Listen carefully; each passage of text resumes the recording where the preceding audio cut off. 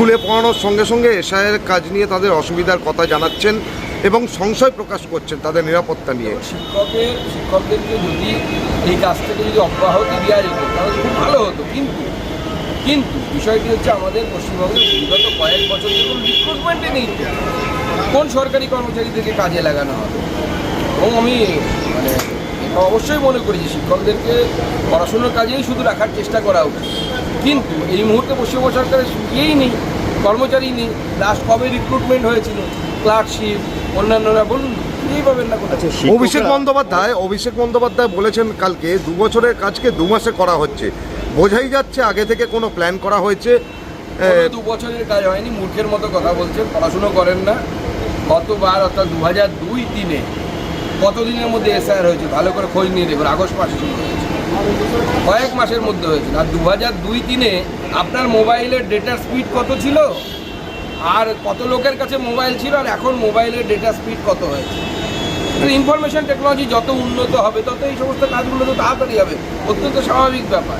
এরা নন ইস্যুকে ইস্যু তৈরি করে বেকার যুবকদের হাতে কাজ নেই, মহিলা সুরক্ষিত নয়, এই সমস্ত ইস্যু থেকে চোখ ঘোরানোর চেষ্টা করছে। নির্বাচন কমিশনের কাজ, নির্বাচন কমিশন এসআইআর করাবে, ওদের কার কী করার আছে? আমার করার নেই, আপনারও করার নেই। বিএলওর সাথে বিএলএরা যাবে, বিভিন্ন রাজনৈতিক দল তাদের বিএলএদের লিস্ট দিয়েছে। নির্বাচন কমিশনের দায়িত্ব হচ্ছে বিএলওদের সুরক্ষাকে নিশ্চিত করা, যেন কোনো বিএলও হিংসার শিকার না হয় বা কোনো রকম প্রেশারে কাজ করতে না হয় কোনো বিএলও। এবং ওটা ভারতবর্ষে এসআইআর হয়েছে, এর আগে 12 বার হয়েছে, 13তম বার হচ্ছে পশ্চিমবঙ্গ। আজকে তৃণমূলের মেগা র্যালি, আজকে থেকে এসআইআর শুরু হচ্ছে, সেখানে দাঁড়িয়ে তৃণমূলের মেগা র্যালি মমতা বন্দ্যোপাধ্যায়, অভিষেক বন্দ্যোপাধ্যায় দুজনেই র্যালিতে হারবেন এসআইআর নিয়েই। মূল উদ্দেশ্য হচ্ছে এসআইআরকে সামনের দিকে তুলে এনে বাংলার যেটা প্রকৃত ইস্যু, যেগুলি প্রকৃত ইস্যু, সেই ইস্যুগুলোকে পেছনের দিকে ঠেলে দেয়। আমি আগেও বলেছি 26,000-এর চাকরি চলে যাওয়া, রিসেন্টলি প্রায় 3,000 মতো গ্রুপ সি গ্রুপ ডি যাদের কাছ থেকে টাকা নিয়ে তৃণমূল কংগ্রেস চাকরি দিয়েছিল, তাতে মমতা বন্দ্যোপাধ্যায়ের আত্মীয়ার নাম আছে, বৃষ্টি মুখার্জি না ব্যানার্জিকে একজন আছে, মমতা বন্দ্যোপাধ্যায়ের মামার মেয়ে বা এরকম কিছু হবে।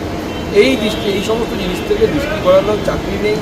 এফডিআই গোটা ভারতবর্ষে যখন লক্ষ লক্ষ কোটি টাকা হচ্ছে, পশ্চিমবঙ্গের এফডিআইয়ের পার্সেন্টেজ হচ্ছে 0.61, এবং একের পর এক ধর্ষণ, নারীরা অসুরক্ষিত, এই সমস্ত কিছু থেকে চোখ ঘোরানোর জন্য এসআইআরকে উপরে তোলা হচ্ছে, এসআইআরকে ইস্যু বাড়ানো হচ্ছে।